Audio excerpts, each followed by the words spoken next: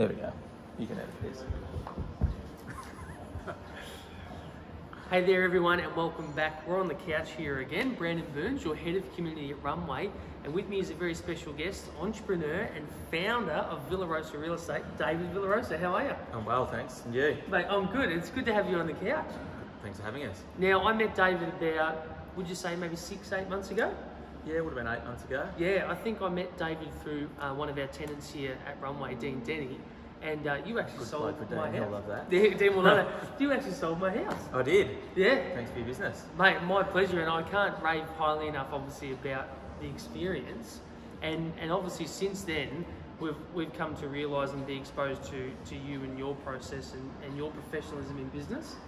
And obviously at Runway, we've discovered that David is going to be perfect as a guest speaker at our masterclass next Tuesday. So we'll share all the details for that a little later, but the topic we've got you to come in and talk about obviously is sales and negotiation. Yep. And I was super keen to get you on the couch to have a chat about that topic and how it served you obviously in your business and helped you get the growth trajectory that you've experienced in your business. Yeah, sure thing. So, I mean, we can start wherever, but maybe I'll throw to you and you can tell me sort of how this all came about and how you've gotten to where you are today. Yeah, sure. Well, I don't even know where that is today, I suppose. I have a very fluid business, very fluid approach, but my background is in construction and project management. I've always loved real estate. Never had a fantastic experience buying or selling real estate, and with that saw the opportunity to do it a bit differently and perhaps not so transactionally, to build a genuine relationship-based business. Yeah, cool. And you know, 2 ears, 1 mouth, as I say to my 7-year-old, just use them in that proportion, and it's worked really well. As you experience, the process that we follow is very regimented, but the soft touch, or what people see on the outside, is purely relationship based. Okay, cool. So for an early stage startup or small business watching this and considering in some cases the daunting task of starting to sell in their business, because most early stage businesses have probably realised that it all begins with an element of selling and being able to confidently sell themselves.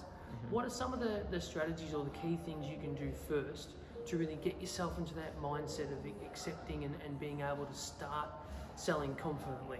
Yeah, well, I think Nike, and I don't want to do major plugs here for the big corporations, but they nailed it decades ago with the just do it. I think we fear failure so much, but we shouldn't. It's really key to the process. It's okay. You learn so much from your mistakes or your failures that they're a key part of the process, and just doing it, being confident and backing yourself. I think if you're, particularly in a service-based business, if you're going to ask people to trust you and to have confidence in you, then you really genuinely need to have that for yourself. Because if you don't, they'll smell it and you will not get that sale. Excellent. All right. So the topic is for the masterclass, sales and negotiation. So talk to me about the concept of negotiation and the role it plays in selling almost anything. Yeah, well, I mean, obviously I do real estate, but it's very, very transferable. You've got a buyer and a seller with competing priorities. If it's a t-shirt and it's $17.95, you're probably going to pay $17.95. So it's a little bit different. But ultimately, if you're bringing that new product to the market or a new house to the market, you need to demonstrate value in that product to the buyer and take them on a journey that convinces them or gives them the confidence that the product you are selling or the service you are selling is worth them parting with that money. So part of that negotiation process, I think, is developing trust and demonstrating the value in what you're selling. Awesome. How important is the element of storytelling in selling and negotiating? I think it's absolutely huge. Again, in my field of real estate, I don't write a lot of descriptions or specifications about a house that I'm selling. I'm telling the story of what it's like to live there, because that's what people are looking to do. They're looking to live in an area, go to a school, be close to their work, near their parents, live with their parents. You know, it's telling that story and helping them become part of that story that is really crucial. People love it too. Like if it's bland, they won't show any interest, and I think that's across the board. Great. I love it. It's fantastic. We storytell all the time. In fact, we're telling one right now. So you mentioned... It's true. It is indeed. Believe every word we say. So earlier you mentioned failures and the massive learnings you can get from them. Would you be open to maybe sharing with us one key kind of mistake or failure that you've made along the journey that's taught you a really good lesson that still serves you to this day? I think some of the... mistake is an interesting word, and it's one that sort of creates different emotions for me. I believe mistakes are good. We make them, we all make them. And acknowledging that and respecting that is part of the process of learning.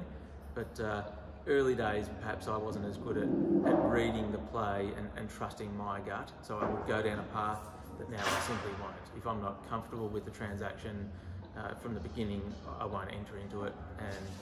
And I think that's really important. It's very, very difficult when you're a startup in particular to say no to business or to see an opportunity that could have some gain. But if your gut's telling you that, yeah, this could be a bit of a headache, it's probably going to be a headache, and you're better to put that aside, because 10% of your clients or your customers will be 90% of your worry. So identify them early and just don't take them on. Excellent, cool. So tell me, right, you're in the space of real estate, property. It's a big industry.